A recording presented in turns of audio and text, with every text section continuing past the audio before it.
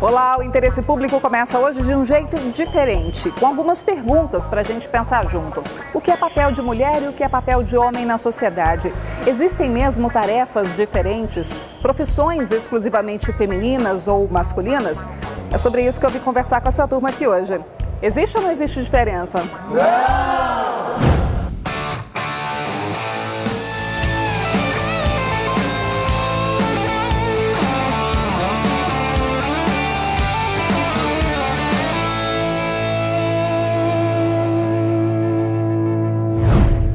Manuela, existe diferença, na sua opinião, entre o que uma mulher pode fazer ou um homem pode fazer na sociedade? Na minha opinião, não existe diferença alguma. Isso, na verdade, esse negócio de dividir entre homem e mulher é apenas uma limitação. Não é o gênero da pessoa que vai definir se ela é um bom profissional, se ela é um mau profissional ou etc. Isso daí é a individualidade de cada um. Onde é que você sente mais esse machismo, assim, no seu dia a dia? Onde é que você percebe mais? Primeiramente, posso dizer na forma de vestir. Eu posso me vestir de maneira X ou Y, ou o Felipe pode se vestir de uma maneira X ou Y, que não deveria alterar o jeito que a gente é visto ou coisas do tipo. Não cabe aos homens julgar a menina e não cabe a menina se submeter a um comportamento que ela não se sente confortável. E o que tem que mudar ainda nesse caminho? O que você vê de mais urgente para ser mudado?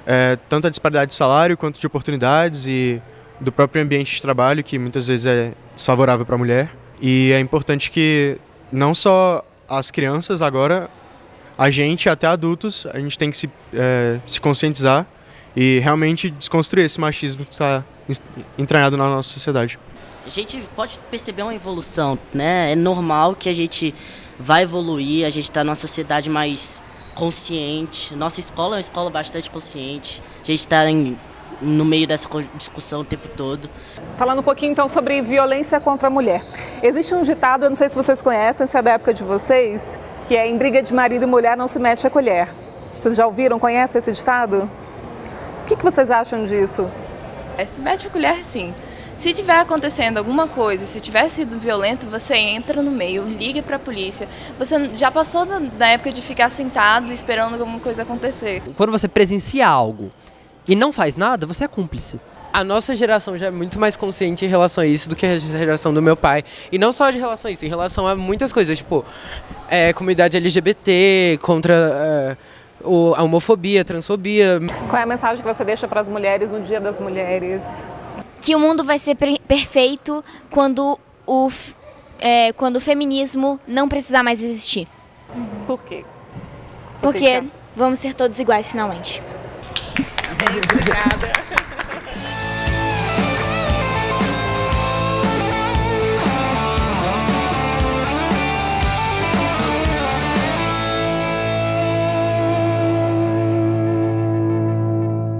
Que coisa boa ouvir os jovens, né? A gente aprende, se diverte e olha o futuro com bons olhos. Bem, de volta ao estúdio, o Interesse Público de hoje vai comemorar o Dia Internacional da Mulher. Dona ou dono de casa? Nessa família tanto faz. O trabalho e as responsabilidades com os filhos são divididos igualmente. Como vai o mercado de trabalho no Brasil e quais os maiores desafios das mulheres para alcançar a tão sonhada igualdade de oportunidades e salários? Como anda a participação feminina na política? Mas antes de começar, quero dar os parabéns e desejar muito sucesso para todas nós.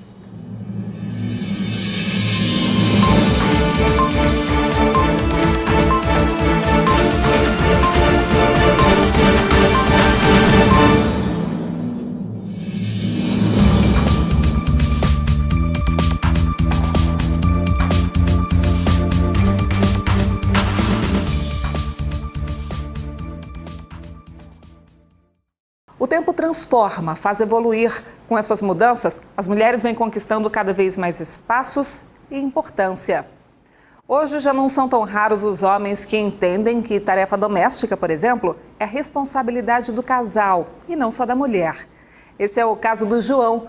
A nossa equipe passou a tarde com ele e constatou que não só os tempos mudaram, mas famílias inteiras.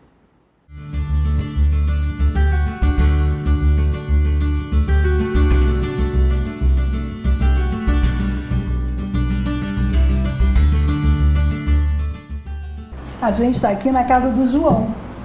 Essa história de dono de casa, aqui não existe isso não, né, João?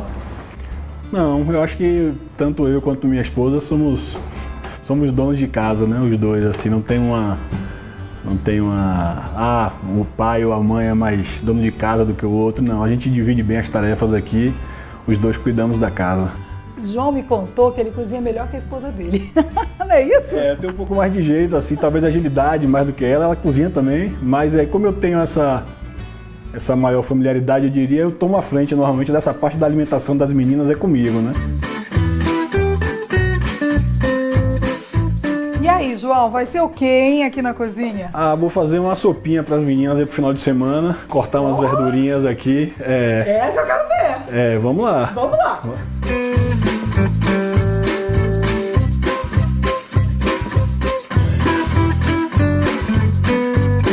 Tá pronto já? Vamos ver aqui como é que tá.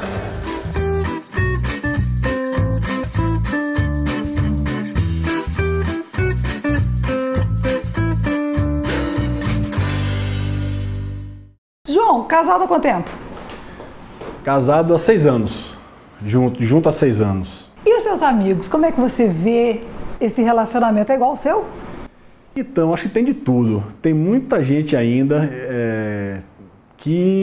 homens, né, amigos homens, que fazem muito pouco ou nada dessas tarefas domésticas, tanto na parte da casa propriamente dita, quanto das crianças principalmente. Mas muitos ainda estão bloqueados por esse tipo de divisão de tarefas e contribuição para a logística da criançada, né? Aquela coisa de dar banho, pegar na escola, trocar fralda suja, lavar roupa quando precisar, né?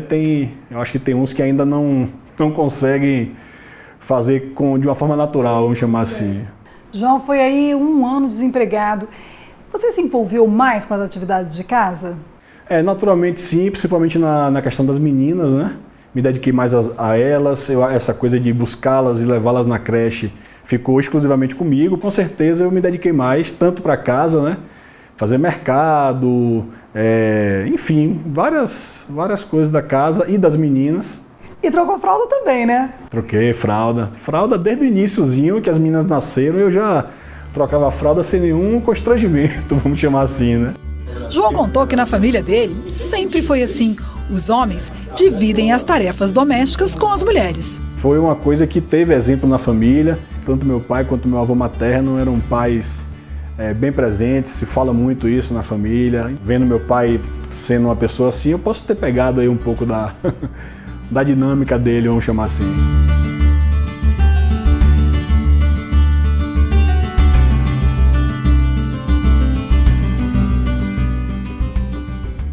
Gostei de ver, João. Sinal de que os tempos estão mesmo mudando.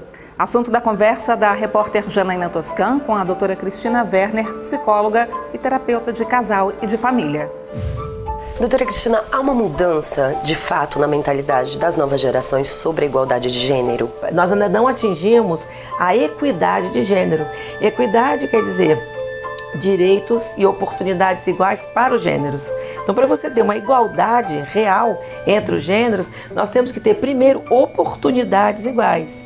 E o que acontece? Como as meninas e as adolescentes, as mulheres, ainda têm muito trabalho e tempo investido dentro de casa, sobra menos tempo para o estudo. Quando você vai para o mercado de trabalho, essa sua capacitação, como é menor, né, por conta do tempo que você tem para investir, salários são menores, participação política menor. Então, nós ainda estamos muito aquém de conseguir uma igualdade entre os gêneros, apesar de que se percebe uma participação ainda incipiente, mas já crescente, de rapazes, de meninos, de jovens e de homens jovens no cuidado com a cria. Quais são as mudanças mais significativas sobre essa questão? Eu acho que na geração mais jovem, isso está havendo sim uma mudança. Tanto que a gente tem um grande contingente feminino nas universidades, né? Meninas até que conseguem fazer mais pós-graduação do que os homens, mas na hora da divisão dos trabalhos e do salário, os homens ainda ganham de uma proporção muito grande. O que é eficaz para mudar a mentalidade das pessoas? Eu acho que a gente precisa de programas educativos que falem sobre sexualidade, desmistifiquem. Importante falar da diversidade de gênero, diversidade da orientação sexual, diversidade cultural, diversidade religiosa. Nós temos que ampliar o nosso raciocínio para a tolerância, né? Porque se a gente não tivesse olhar de você conseguir aglutinar, de você conseguir acolher a diferença, nós vamos ficar muito empobrecidos.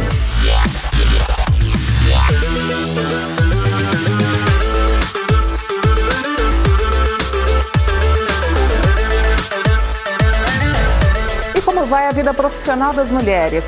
Há o que comemorar e o que tem de ser melhorado?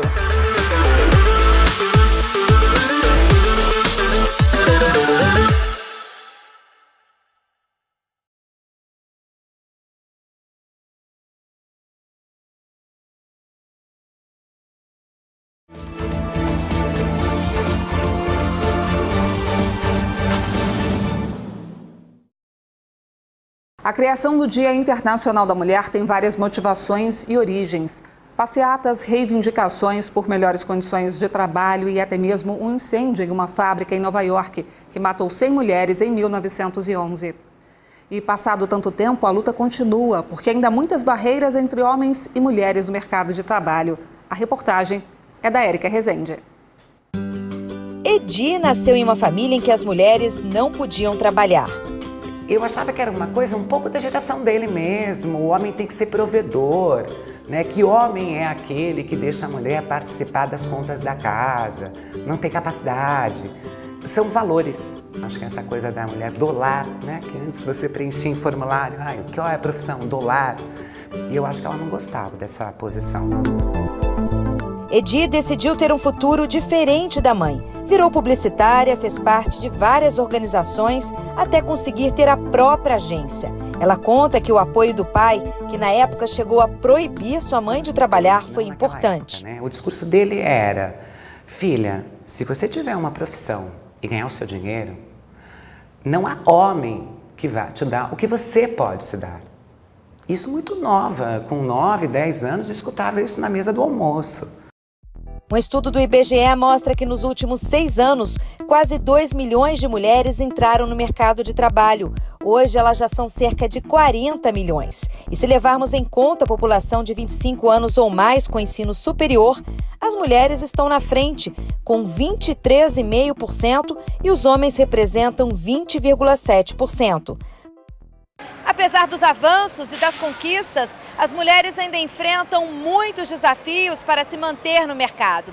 É preciso, por exemplo, conciliar as tarefas domésticas com o trabalho fora de casa. E tem ainda a diferença salarial. Segundo o IBGE, as mulheres ganham 23% a menos do que os homens que ocupam a mesma função.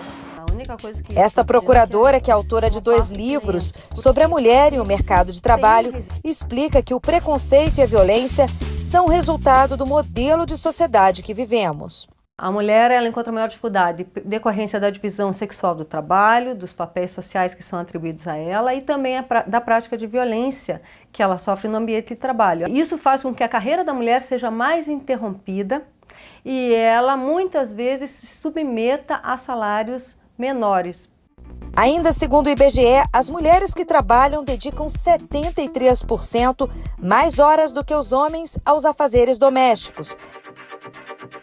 Edi diz que a questão de gênero não tem diferença em sua empresa. O importante mesmo é o respeito e a colaboração.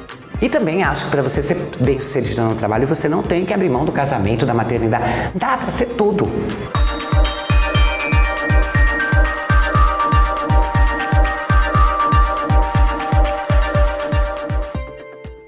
Espancamentos, estupros, assassinatos, uma triste realidade para milhões de brasileiras.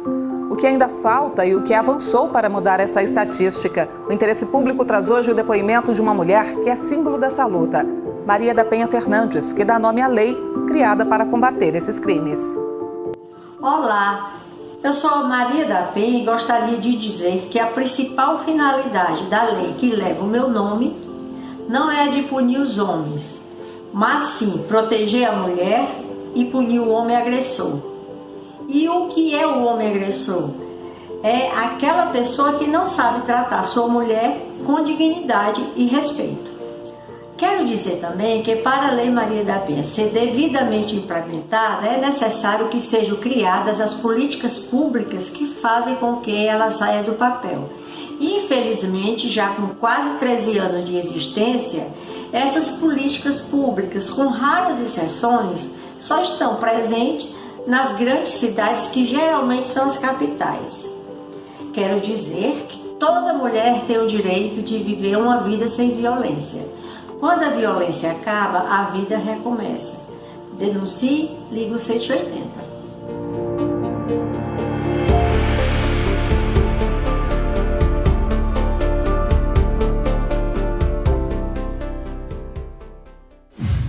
As reivindicações são muitas: salários iguais, acesso à educação, mesmas oportunidades, combate à violência e à discriminação. O repórter Márcio Fantinelli conversou sobre a atuação do MPF na defesa dos direitos das mulheres com a Procuradora Federal dos Direitos do Cidadão, Débora Duprá.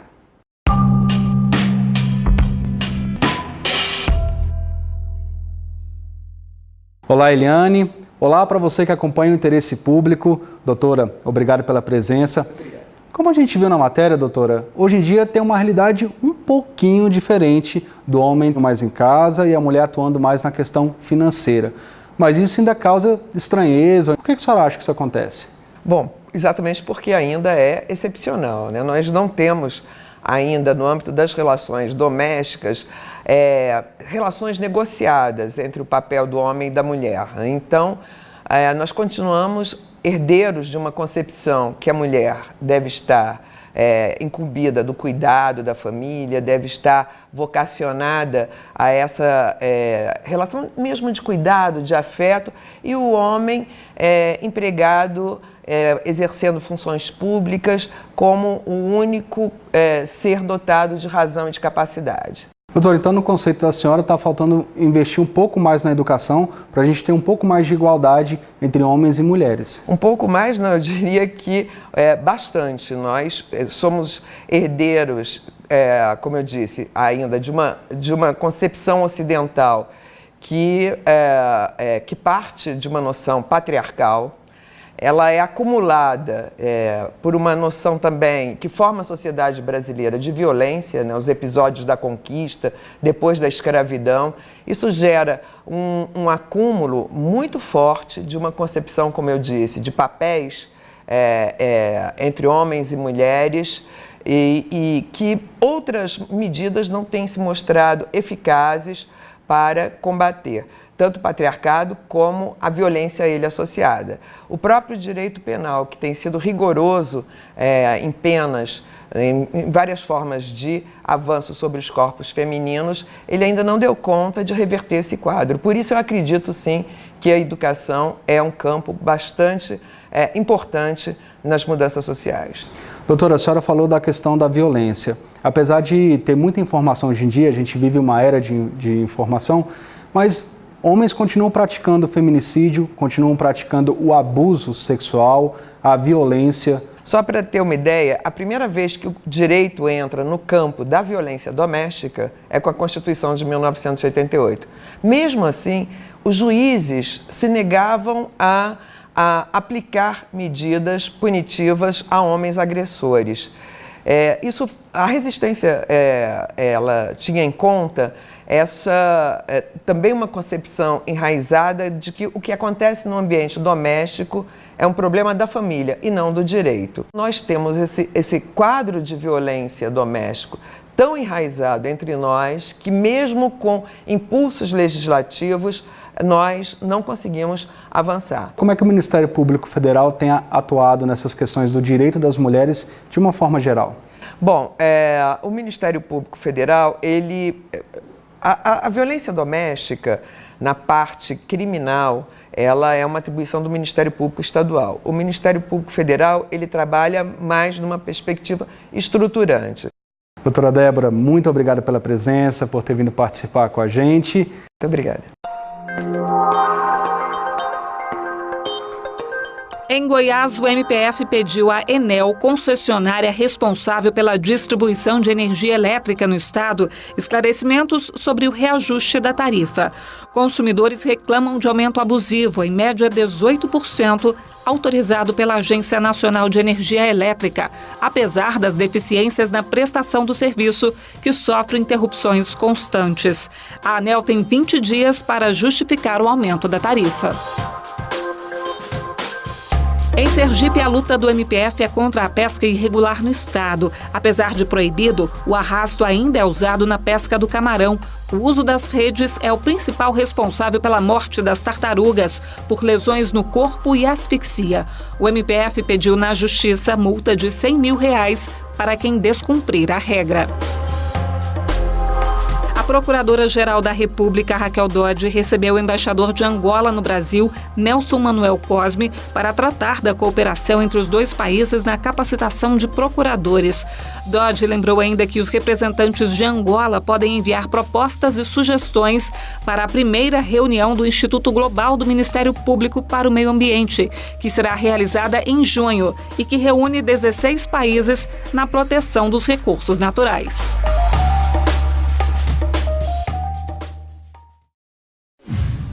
E depois do intervalo, a participação feminina na política. Até já! –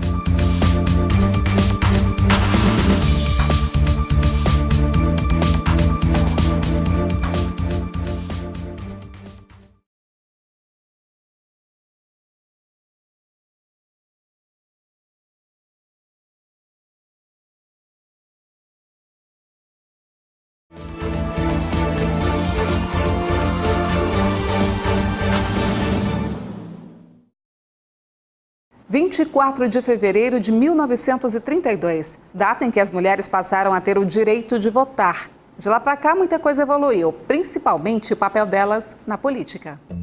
A década de 30 marcou a entrada definitiva das mulheres na política, mas nessa época ainda não eram todas que podiam votar, somente as casadas que tivessem ensino superior. Quase um século participando das eleições, as mulheres já ocupam cadeiras importantes, mas ainda enfrentam grandes desafios. As mulheres foram mais da metade dos eleitores aptos que votaram na última eleição. Mesmo assim, as candidatas eleitas foi minoria. Mas na Câmara dos Deputados, a bancada aumentou, passando de 51 para 77 parlamentares. A porcentagem é semelhante à do Senado, em que as mulheres representam apenas 16% das vagas. O Ministério Público Federal atuou junto ao Tribunal Superior Eleitoral nas últimas eleições, em que foi obrigada a destinação de pelo menos 30% do dinheiro do financiamento de campanha às mulheres.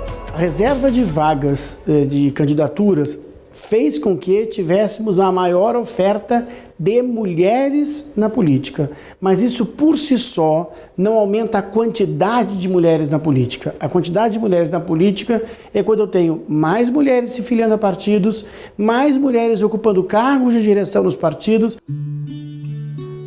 Os passos apressados pelo Congresso Nacional são da deputada Jaqueline Cassol, do Partido Progressista. Ela concorreu pela primeira vez e foi eleita em Rondônia com 4,37% dos votos válidos. Por mais que sejamos 77 mulheres aqui na Câmara dos Deputados de diferentes partidos, com diferentes ideologias partidárias, nós estamos irmanadas, estamos unidas e realmente aplicando o propósito da sororidade. Integrante da bancada feminina da Câmara, a deputada incentiva outras mulheres a entrarem na política. Infelizmente, nós ainda somos, aqui na Câmara dos Deputados, 15% dos 513 deputados, mas um aumento muito pequeno. A nível de Brasil também nós temos aí menos de 15% de representantes, mulheres, sejam em cargos do Executivo ou Legislativo, mas eu vejo que tem aumentado bastante e essa questão da cota dos 30%, tanto do número de vagas, quanto agora com relação aos recursos do fundo partidário, tem ajudado muito as mulheres entrarem aí no mundo político e participarem ativamente dos debates e poderem contribuir com a sociedade. E para encerrar o programa de hoje, mais uma edição do Acontece nas Redes. É com você, Roberta.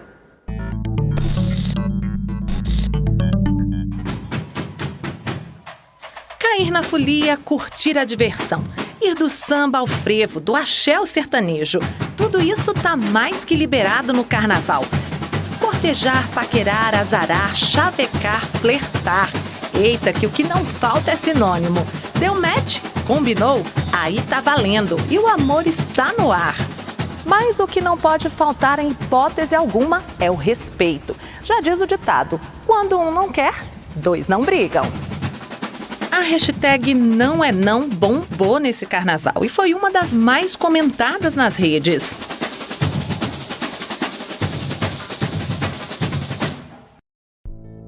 Em um período em que aumentam os casos de assédio às mulheres, a campanha Não é Não ganhou grande repercussão no país inteiro.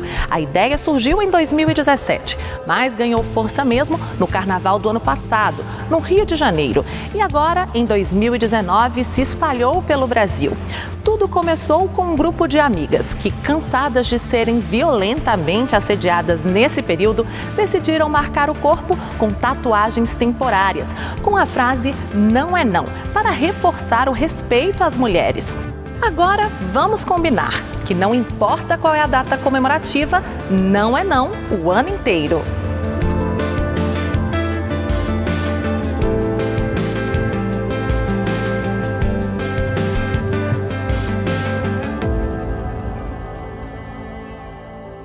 E mais uma vez, parabéns a todas as mulheres, sucesso e que os nossos direitos sejam respeitados e garantidos. Se você quiser rever as nossas reportagens, acesse youtube.com/tvMPF. Obrigada pela companhia e até semana que vem. Tchau!